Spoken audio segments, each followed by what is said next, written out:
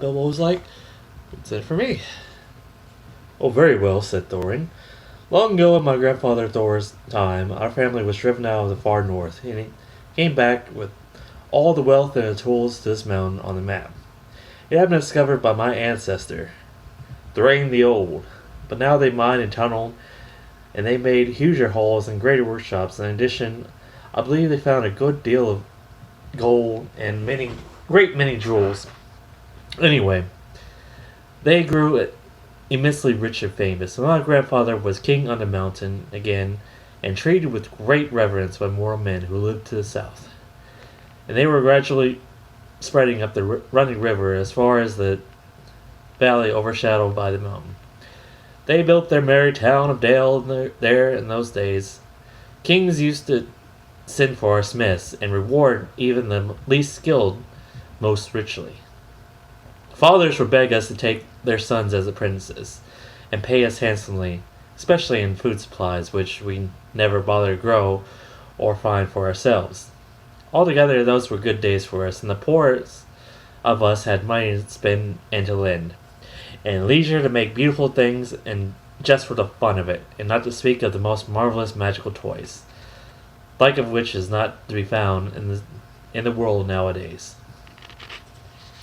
So my grandfather's halls became full of armor and jewels, and carvings and cups, and the toy market of Dale was the wonder of the north.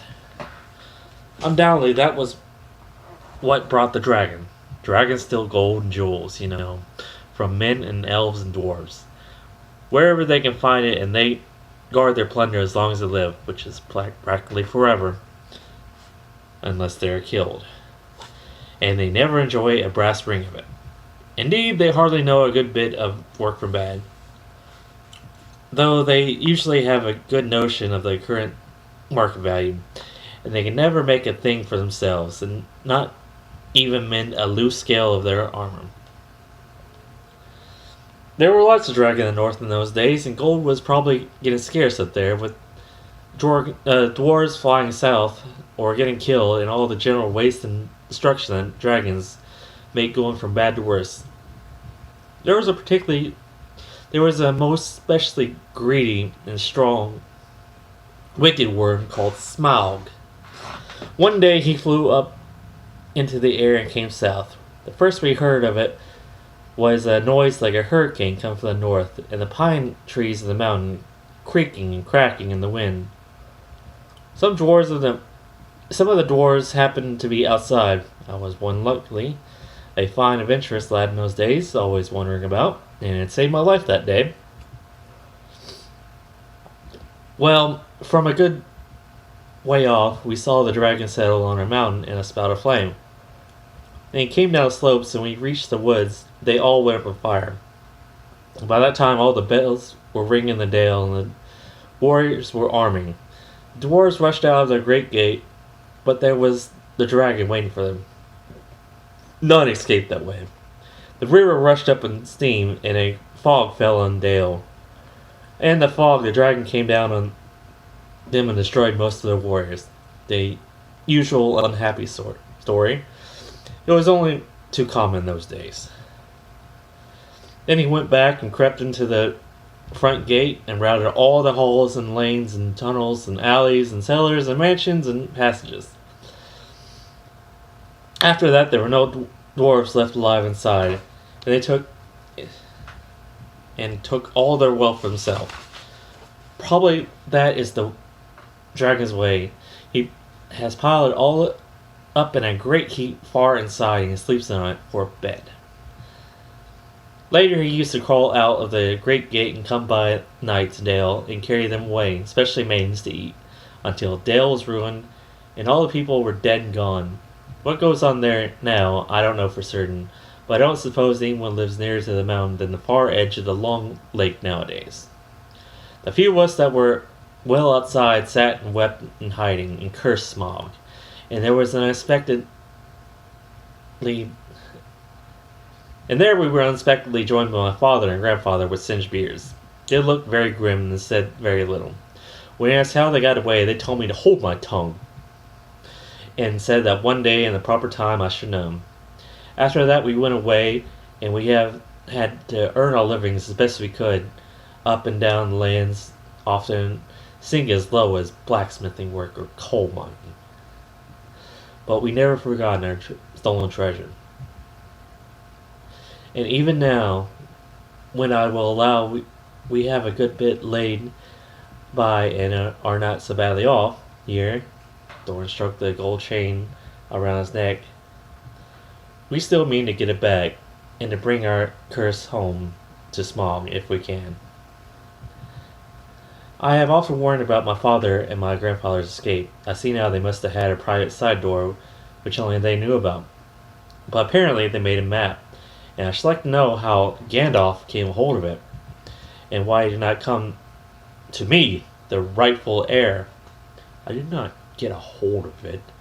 I was given it, said the wizard. Your grandfather Thor was killed, you remember, in the mines of Moria by Azog the Goblin. Curse his name, yes, said Thorin. And Thrain, your father, went away on the 21st of April, 100 years ago last Thursday, and has never been seen by you since. True, true, said Thorin. Well, your father gave me this to give it to you, and I have chosen. And if I had chosen my own time and way of handing it over to you, you can hardly blame me considering the trouble I had to find you. Your father could not remember his own name when he gave me the paper, and he never told me yours. So on the whole, I think I ought to be praised and thanked. Here it is, said he, handing the map over to Thorin. I don't understand, said Thorin, and felt Bilbo would like to. And Bilbo felt he would like to say the same. The explanation did not seem to explain. Your grandfather, said the wizard slowly and grimly, gave the map to his son for safety before he went to the mines of Moria. Your father went away to try his luck with the map after your grandfather was killed, and lots of adventures of a most unpleasant sort he had, but he never got near the mountain. How he got there, I do not know, but I found him a prisoner in the dungeons of the Necromancer. Whatever were you doing there? Said Thorin with a shudder, and all the dwarves shivered. Never you mind. I was finding things out, as usual, and nasty, dangerous business it was. Even I, Gandalf, only just escaped. I tried to save your father, but it was too late. He was witless and wandering, and had forgotten almost everything except the map and the key. We have long ago paid the goblins of Moria, said Thorin. We must give a thought to the Necromancer. Don't be absurd. He is an enemy quite beyond the powers of all the dwarves put together. If they could all be collected again from the four corners of the world, the one thing your father wished was for his son to read the map and use the key. The dragon and the mountain are more than big enough task for you.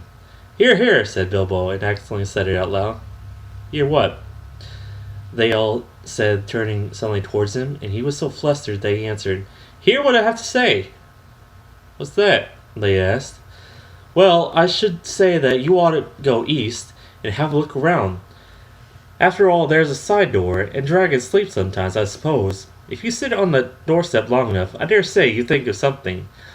And well, don't you know, I think we have talked long enough for one night. If you see what I mean. What about bed and an early start and all that? I will give you a good breakfast before you go. Before we go, I suppose you mean, said Thorin. Aren't you the burglar? And isn't sitting out the door and sitting on the doorstep your job, and not to speak of getting inside the door? But I agree about bed and breakfast. I like eggs with my ham and the start on a journey, fried, not poached, and mind you don't break them. After all the others had ordered their breakfasts without so much as a please, which annoyed Bilbo very much, they all got up. The Hobbit had to find room for them, and filled all the spare rooms and made beds on chairs and sofas before he got them all stowed away and went to his own bed, and very tired and not altogether happy. One thing he didn't make up his mind about was not to bother to get up very early and cook everyone else's wretched breakfast. Tookishness was wearing off, and he was not quite sure that he was going to go on any journey in the morning. As he lay in bed, he could hear Thorin still humming to himself in the best bedroom next to him. far over the misty mountains cold, to dungeons deep and caverns old, we must away ere break of day, to find our long forgotten gold. Bilbo went to sleep then in his ears, and it gave him very uncomfortable dreams. It was long after the break of day when he woke up, and I'm going to pause it here because that's the end of chapter 1, and thank you guys for joining me. I'll see